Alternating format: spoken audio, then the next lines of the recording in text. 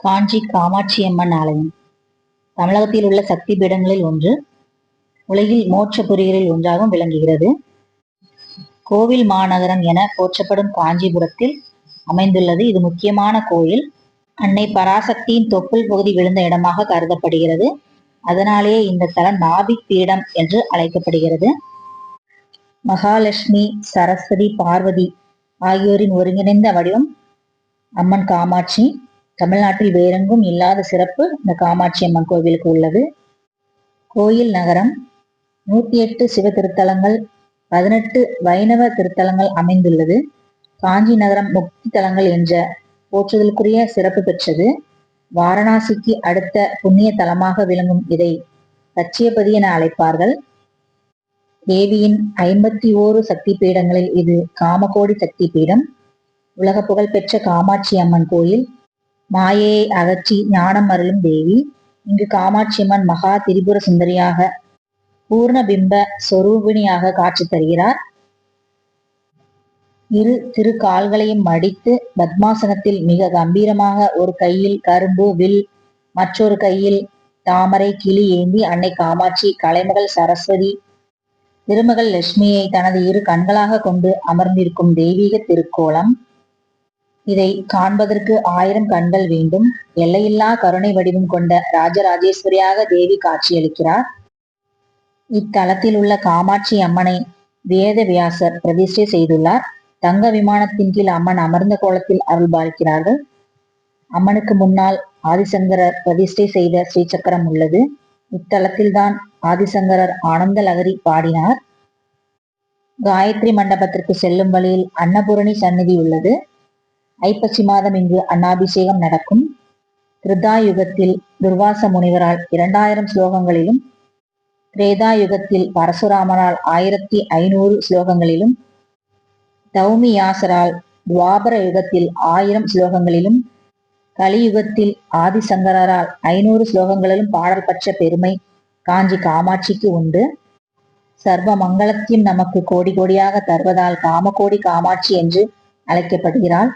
காஞ்சிபுரத்தில் உள்ள அனைத்து கோயில்களும் காமாட்சி கோயிலை நோக்கியே அமைந்திருக்கிறது. இந்த ஊரில் உள்ள எந்த கோயிலில் திருவிழா நடந்தாலும் உற்சவர்கள் தங்கள் கோயிலை சுற்றுவதை தவிர்த்து காமாட்சி அம்மனின் கோயிலை சுற்றி வரும் பழக்கம் காலங்காலமாக இருந்து வருகிறது. காஞ்சியில் எவ்வளவோ சிவாலயங்கள் இருந்தும் அவற்றில் அம்மன் சந்நிதி கிடையாது. காமாட்சியை அனைத்து சிவாலயங்களுக்கும் ஒரே சக்தியாக திகழ்கிறார். மகாவிஷ்ணுவின் 108 திருப்பதிகளில் ஒன்றான கல்வர் பெருமாள் சந்நிதி காமாட்சி அம்மன் மூலஸ்தான அருகிலே இருப்பது சிறப்பான அம்சமாகும். சக்திபீடத்தில் மிக முக்கியமான ஸ்தலம். அம்பாள் தென்கிழக்கு திசையை நோக்கி அமர்ந்திருப்பது குறிப்பிடத்தக்கது. பிரம்மா, விஷ்ணு, ருத்ரன், ஈஸ்வரன், சதாசிவன் ஆகிய பஞ்ச பிரம்மாக்களை தனக்குள் ஆசனமாக கொண்டு அமர்ந்திருக்கிறாள். கருவறைக்குள்ளே மூல விக்கிரகத்திற்கு அருகில் ஒற்றை காலில் தவம் செய்த நிலையில் காமாட்சி அம்மன் உள்ளது. பலர் பார்த்திராத ஒன்று இது. துர்வாசர் இவர் சிறந்த தேவி பக்தர். இவரே இப்போதுள்ள அம்மனின் மூல விக்கிரகத்தை பிரதிஷ்டை செய்தவர். அம்மன் முதலில் காட்சி தந்ததும் இவருக்கே. பண்டகாசுரன் எனும் அசுரன் யாரையும் வெல்லும் வரமும், தன்னால் அடக்கப்பட்டவர்களின் பலம் முழுவதையும் தனக்கே கிடைக்கும் வகையிலான வரமும் பெற்றிருந்தான். ஆனாலும் அனைவருக்கும் மரணம் உண்டு என்ற பொது விதியின் அடிப்படையில் அவனுக்கு 9 வயது பெண் குழந்தையால் தான் மரணம் நிகழும் என்ற நிபந்தனையும் விதிக்கப்பட்டிருந்தது. அதனால் தேவர்களுக்கு மிகுந்த துன்பத்தை ஏற்படுத்தினான். அன்னை ஆதி பராசக்தி காமாட்சியாக அவதாரம் எடுத்து அவனை அழித்து இத்தலத்தில் எழுந்தருளினாள். கோபமாக இருந்த அம்மனை சாந்தப்படுத்துவதற்காக ஆதிசங்கரர் ஸ்ரீசக்கரம் ஏற்படுத்தி உக்ர சக்தியை அருள் சக்தியாக மாற்றினார். அன்னை ஆதிபராசக்தி தேவியின் அருள் நிறைந்து விளங்கும் முக்கிய திருத்தலங்கள் 3: காஞ்சி காமாட்சி, மதுரை மீனாட்சி, காசி விசாலாட்சி திருக்கோயில்களாகும். அன்னை காமாட்சி திருக்கோயில் காஞ்சிபுரத்தின் மைய பகுதியில் 5 நிலைகளை கொண்ட அழகிய ராஜகோபுரத்துடன் கண்களையும் உள்ளத்தையும் பக்தி பரவசமாக்கும் ஒரு அழகிய கம்பீரமான ஆலயம்.